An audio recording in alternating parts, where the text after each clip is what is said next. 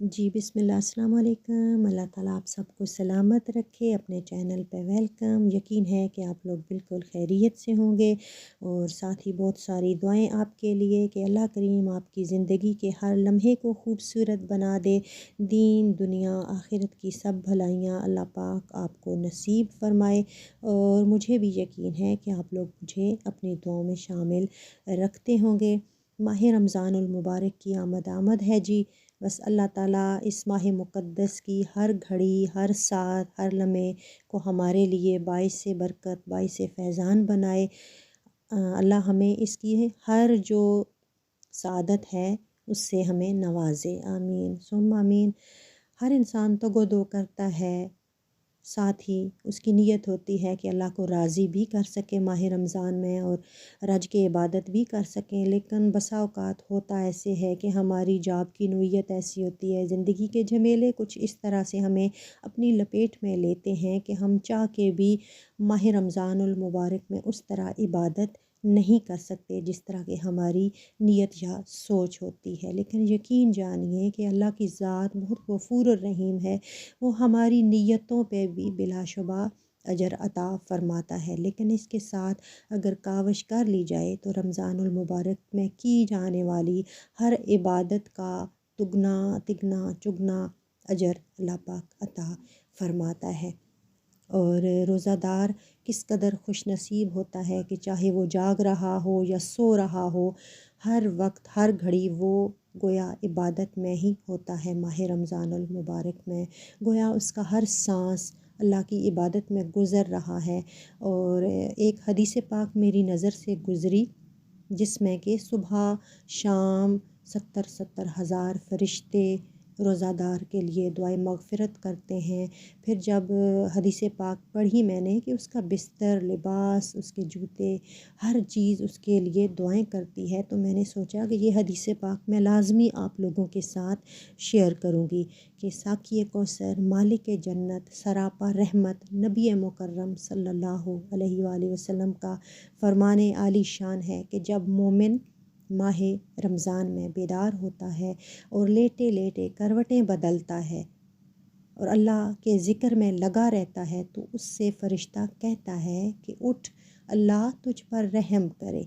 फिर जब वो उठ खड़ा होता है तो उसका बिछोना, उसका बिस्तर उसके लिए दुआ करता है कि ए अल्लाह इसको जन्नत के आला बिछोने अता फ़रमा। और जब अपना लिबास पहनता है, लिबास में गोया कोई चादर होगी, कुछ भी हो गया जो वो अपने ऊपर लेता है, लिबास पहनता है, तो वो लिबास उसके लिए दुआ करता है कि ए अल्लाह इसको जन्नत का लिबास अता फ़रमा।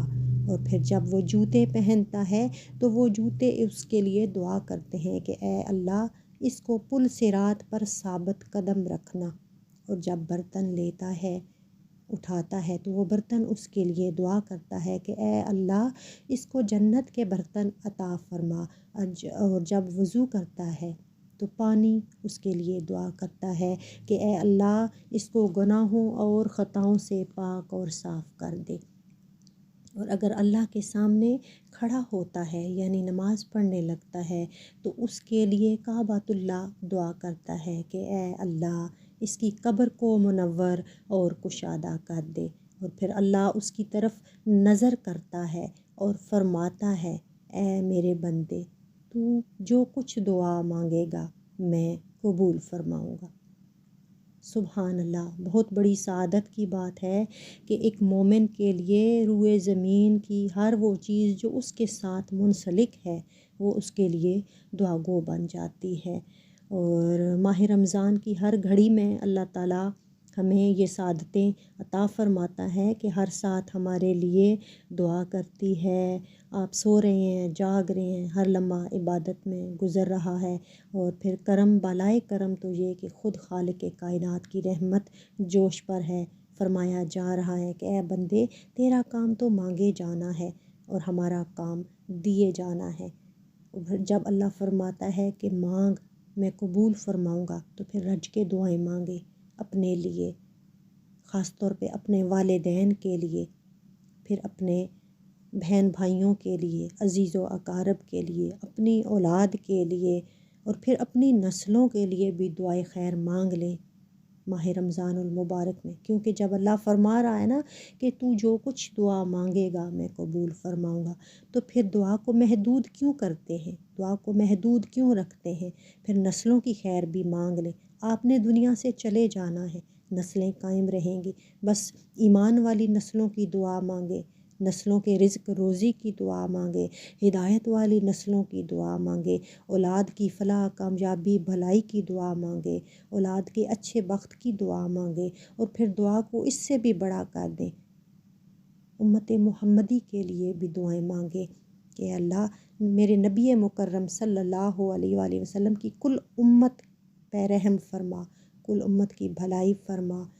تو اس طرح آپ دعائیں مانگیں گے تو جتنی آپ دعا کو پھیلا دیں گے، جتنا وسعت والا کریں گے، وہ دعا اتنی ہی آپ کی طرف پلٹ کے آئے گی، اور اس میں اچھائیاں ہوں گی، اس میں خیر ہوگی، اس میں فلاح ہوگی، اس میں بھلائی ہوگی، اور اللہ رب العزت اس دعا کو آپ کی اولاد، آپ کی نسلوں اور کل امت کے لیے قبول فرمائے گا۔ وعدہ جو فرما دیا اللہ نے کہ تو جو کچھ دعا مانگے گا میں قبول فرماؤں گا، تو بس گھڑیاں ہونی چاہیے، رات کا پچھلا پہر ہونا چاہیے، اور پھر سجدہ ریزی ہو، پیشانی اس کی بارگاہ پہ حاضر ہو، ٹکی ہو، اور دل اس کی یاد سے منور ہو، آنکھیں اس کی یاد میں اشک برسا رہی ہوں کہ اللہ تو ہی ہے، تو ہی میرا مالک ہے، تجھ ہی سے محبت ہے، اور پھر میں تو کچھ بھی نہیں، تیری ہی عطا ہے سب جو میں اس دنیا میں موجود ہوں۔ پھر اپنی آخرت کی دعائیں مانگیں، قبر کی دعا مانگیں، روز حشر کی دعا مانگیں، اور پھر سب سے آخر میں رسول اللہ صلی اللہ علیہ وآلہ وسلم کے ساتھ جنت میں قربت کی دعا مانگیں، اور ساقی کوثر کے مقدس ہاتھوں سے آب کوثر کے پیالے پینے کی دعا مانگیں۔ بس دعا کو محدود نہ کریں، اللہ کی ذات ہے جو نوازتی ہے اور قبول فرماتی ہے۔ اللہ رب العزت ہمیں رمضان المبارک کی جو آنے والی گھڑیاں ہیں ان سے مکمل طور پر فیض یاب فرمائے۔ ویڈیو اچھی لگی ہو تو لائک اور سبسکرائب بھی کر دیا کریں۔ اپنا خیال رکھیے گا، پھر ملیں گے انشاءاللہ۔ اللہ حافظ۔